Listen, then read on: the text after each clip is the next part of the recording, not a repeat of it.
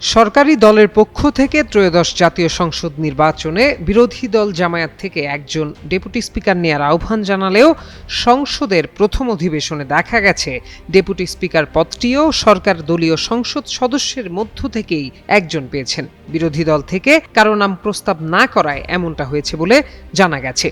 বৃহস্পতিবার জাতীয় সংসদ ভবনের সংসদ কক্ষে ত্রয়োদশ জাতীয় সংসদের প্রথম অধিবেশনে স্পিকার নির্বাচিত হন মুক্তিযুদ্ধ বিষয়ক মন্ত্রী অবসরপ্রাপ্ত মেজর হাফিজ উদ্দিন আহমদ। এরপর ভবিষ্যৎ হোক নিরাপদ, বিনিয়োগ হোক বিশ্বস্ত, আর আমার পছন্দ সল্ট বে।